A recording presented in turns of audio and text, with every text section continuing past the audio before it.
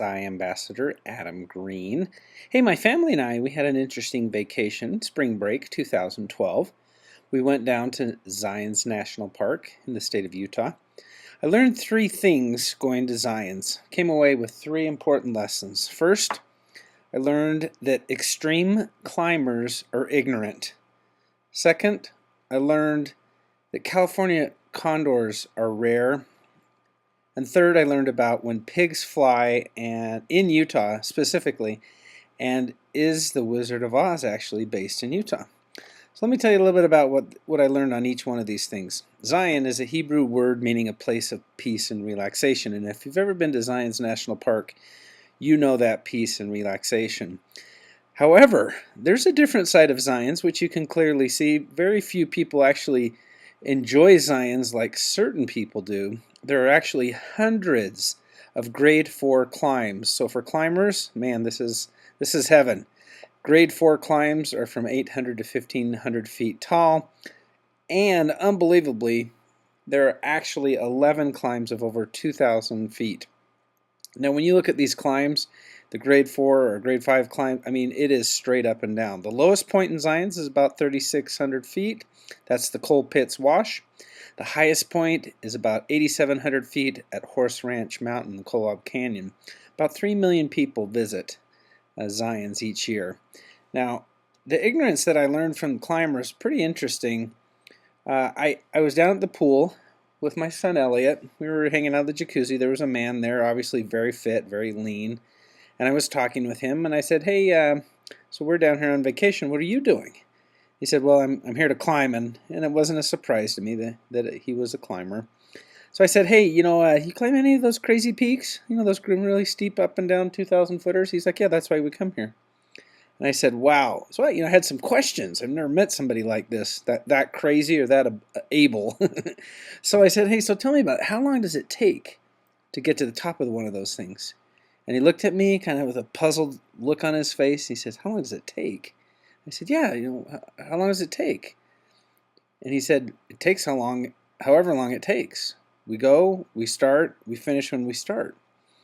And we finish when we finish, I guess. We finish when we finish. So he said, yeah, there's no time frame on it. It's when we get done. So they literally have no sense of time.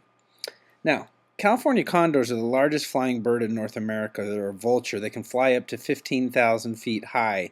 60 years of age is their average age of lifespan. They weigh between 18 and 30 pounds, have a wingspan of up to 10 feet.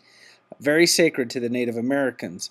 The breeding age is between 6 and 8 years of age. The females only lay one egg every 2 years. It's part of the problem why they became endangered.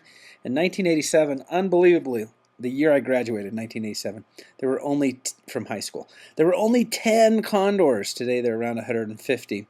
And if you look at this nifty little map here, you'll see very small terrain in California, and in Utah, here's Zion's a little bigger terrain, but still, that's the only place you can find a California condor. As you look at the size of the condor, you can see how enormous it is compared to an average man. Now, my father and I, we were hanging out there. I brought my 83-year-old father to Zion's. We were hanging out. The rest of the family was hiking. We sat down to just take in some of the views. We heard a swoosh. We looked up. We saw two enormous condors flying about 1,000 feet above us. We watched them for a few minutes. They circled around, came down to within about 100 feet above us. Awe-inspiring, amazing birds, just took our breath away. And it was just, an amazing experience. We both talked about it for a number of minutes, and then the birds disappeared over one of the mountains. A few seconds after that, a Japanese lady came up and said, hey, you guys seen any big birds? You seen these condors around? And we looked at each other, we kind of laughed, and we looked up in the sky, and the condors were gone. And we sat there for another 30, 35 minutes, saw nothing. And a lot of people go to Zion's National Park and see zero condors.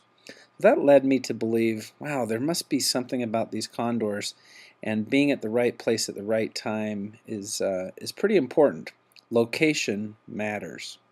Now, do pigs fly in southern Utah? What about monkeys? Well, in 1953, the U.S. Air Force created the Hurricane Mesa testing site. It was called Project SMART, Supersonic Military Air Research Track. Woo, that's smart. And it was there built to test ejection seat systems. It had, unbelievably, as you look at this image, here's the track on top of the mesa and a 1,500-foot drop down to the Virgin River Valley. Hurricane Sam was one of the first test dummies to ride this fun ride here and be ejected out down into the valley down here, Virgin River Valley. In 1955 was the first test. It hurled a rocket along this. This is 12,000 feet of track at Mach 1.3, a little over 1,000 miles an hour. In 1958, the world record was set. 9,400-pound sled hit 1,800 miles per hour. That's pretty interesting. And it was actually closed somewhat, maybe, in 1961, but unofficially reactivated and opened sometime between 61 and 2003. It's now owned by B.F. Goodrich. Could it be Area 52? Perhaps. So during the beginning of this test flight, the SMART research facility, they would hurl dummies, obviously Hurricane Sam, but then they moved up. They started hurling pigs. Dead pigs. Then they moved to live animals, live pigs and live chimpanzees. So monkeys and pigs actually did fly. Zion's National Park is over here, by the way, just outside this picture to the right, the entrance, the south entrance. But they would hurl pigs and monkeys, flying animals, coming off the mesa, 1,500 feet into the air, dropping down in their parachutes. So do pigs fly? Do monkeys fly? And did they in southern Utah? They did. They did. Pretty interesting story, kind of a weird story, right? So let's go back. What do we learn about climbers? They're ignorant. They are totally ignorant about time. Time has no meaning to them. They start a project, they finish a project. It's not about time. They don't look at a watch.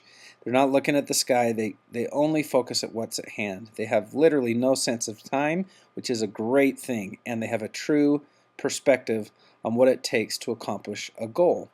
California condors. There's something about a California condor that's really amazing. Location does matter. Timing does matter. And you have to have a little bit of luck. What about when pigs fly? Virgin River, Hurricane Sam. Down there at the test site. Well, being aware of what's going on around you is pretty interesting because we were down there for a week. We talked to a lot of people after we learned about this Hurricane Sam and the Project SMART. And it was amazing how many people didn't know that there was a mesa up there, or what the SMART project was. So that leads me to another point that I think applies to our business, any entrepreneur's business, and that is awareness. Little things do make a difference. Being aware of things can really change your business and change your perspective. So again, as you look back at lessons from Zion that I learned that climbers are ignorant. They don't have a sense of time, and that's a good thing.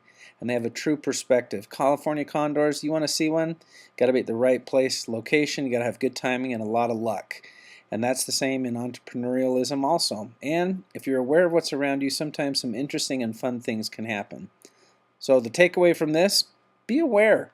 Be open. Have some fun. Know that timing is important. Realize luck is important.